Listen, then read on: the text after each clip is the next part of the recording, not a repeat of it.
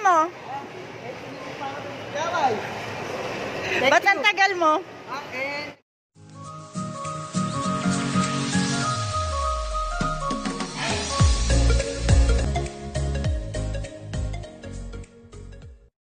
So, hi guys! Kagigising ko lang. So, it is now 8 o'clock. Anong oras na ba ako nakatulog kagabi? 12:30 na yata. Ako nakatulog ng hating gabi. Halos, oo, mga ganun. Ewan ko ba hindi ako makatulog? Siguro excited din sa pagdating ng brother ko. So, ayun, upo-upo lang muna. Tapos maya-maya maglilinis ako. Para naman pagdating ng brother ko, malinis. So, nag-video call kami ng brother ko kanina. Nasa NLEX na daw sila. So,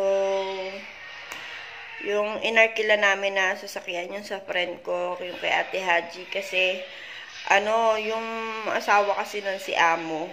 Mabilis mag-drive yun, on time yun. Kapag sinabing 6 o'clock yung alis, wala pang 6 o'clock, nasa bahay mo na. Ganun. So, ayun. Later, mamaya, dito na yung brother ko. Makikita nyo yun siya. And, isasama ko kayo mamaya. Magbablog ako mamaya para mapanood nyo yung pagsundo ko mamaya sa brother ko. And sana, hopefully guys, maging smooth yung biyahe niya. Hindi magkaroon ng problema sa loob, lalo na sa immigration, ganyan. Lalo pa, kompleto naman na siya eh. May round trip ticket na siya. Tapos, tawag dito, may invitation letter. Tapos yung mga documents namin mag-asawa nandun na rin. Kasi kailangan daw yun, sabi ni Sis Jubstyle. And again, Sis Jubstyle, eto na yun. Maraming salamat sa invitation letter na ginawa mo. Ang dami-dami mo na itutulong sa akin. So, thank you talaga. Kung hindi siguro kita nakilala, hindi ko malalaman na may invitation letter. So, ayun, maraming salamat, Sis Jubstyle. And, napakalaking bagay at napakarami mo talaga na itutulong sa akin. Promise. And again, Sis Jubstyle, eto na yon. Maraming salamat sa invitation letter na ginawa mo. Ang dami-dami mo na itutulong sa akin. So, thank you talaga. Kung hindi siguro kita nakilala, hindi ko malalaman na may invitation letter. So, ayun, maraming salamat, Sis Jubstyle. And, napakalaking bagay at napakarami mo talaga na itutulong sa akin. So, katatapos ko lang i-video call yung brother ko. Diba nga, papunta nga siya dito. And, finally, naging smooth naman. Ang kaya lang, medyo naligaw sila ng konti, ng slight lang naman, na imbes dapat sa Terminal 3 sila, sa Terminal 2 sila napunta. Kasi dati nung nag-flight kami papunta dito, Terminal 2 yung ginamit namin.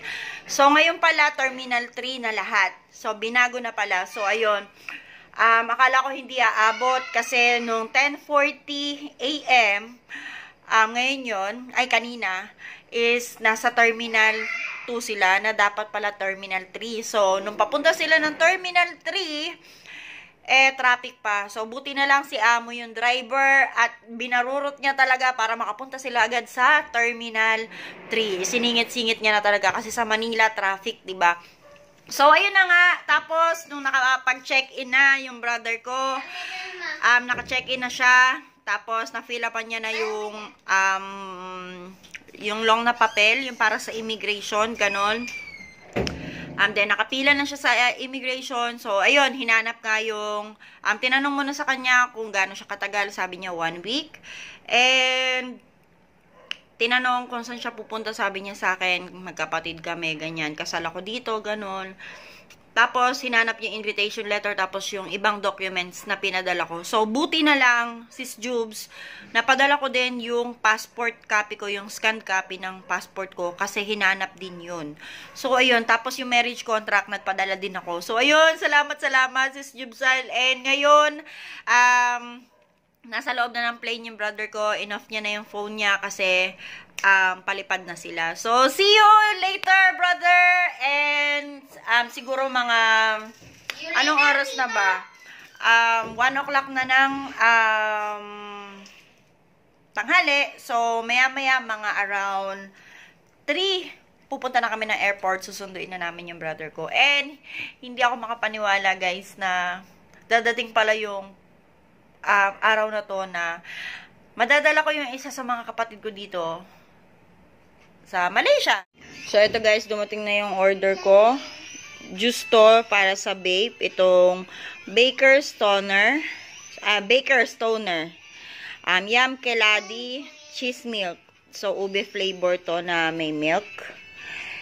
And, yung ano niya is 6 mg. Ayan. Tapos, umorder din ako nitong The Energy Edition.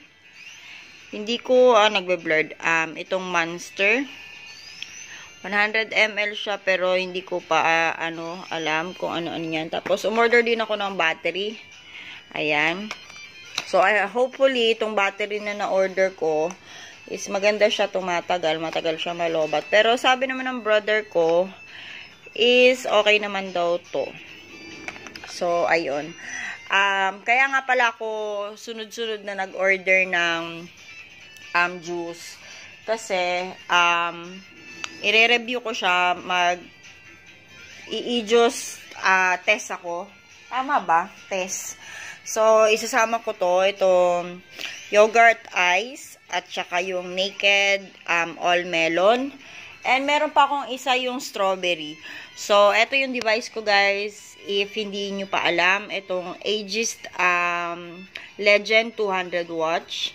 So, ayun. Abangan nyo, guys. Isasama ko yung brother ko kapag tinikman namin tong mga e-juice na to. Ang pula ng labi ko, no? So, Maybelline, ano yan? Superstay Matte Ink. So, kulay-pula yung meron lang ako. So, binura ko pa ng konti yan para hindi masyadong mapula. So, ayan, nakagayak na kami. Antay ko na lang si daddy, tapos punta na kami ng airport. Alis na kami. Dito na kami. Antayin na lang namin yung susunduin namin. So, habang wala pa yung inaano namin, ikot-ikot muna kami.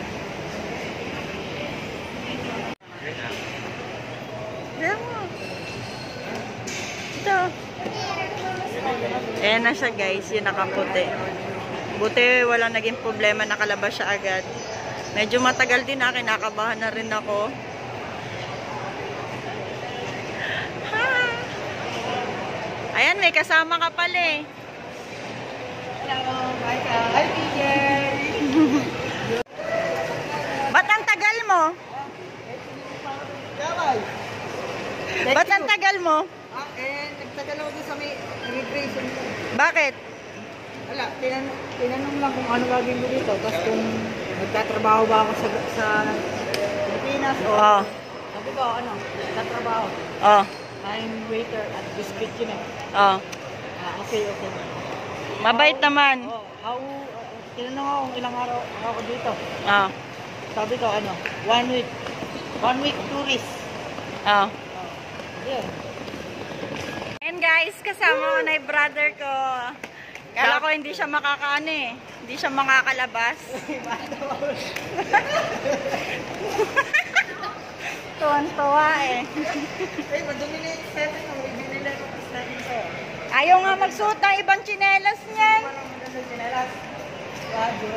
Gusto mo ba chocolate? Kulay pink. Gusto mo chocolate? Ayaw mo? Sawang-sawa na ako sa chocolate. Wow, sawan-sawa na daw sa chocolate. Shout out kay kay Ate Megis, kay Russell, kay Mama, kay Ate Hazel, kay Kim, kay Yuma. Nandito na ako sa Malaysia. Okay. Sana buti tumaba ka, antet. Tumaba ka? Oo, tumaba ka. Blessing nga yung dating mo kasi umuulan eh. Lakas ng ulan kanina, sinalubong kami ng ulan. Hi guys, andito na kami sa bahay. So eto, nagiinom kami ng brother ko. And ayun sila, naghahanap sila ng movie. Gusto manood ng brother ko. So ayun, nagiinom lang kami. And si daddy pumasok ulit kasi bago nga yung factory nila, di ba? So ayun, siya yung pinaka-leader doon. So kailangan nilang ang tawag dito, kailangan nandun siya palagi. So, ayun guys, bukas na lang ulit update ko kayo kung ano pa yung mga susunod na ganap.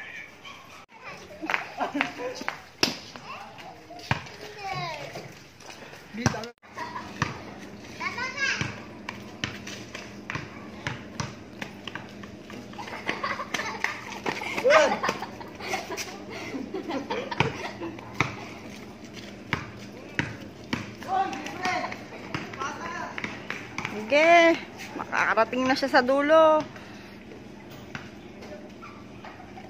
Siya na pinakamaingay dito.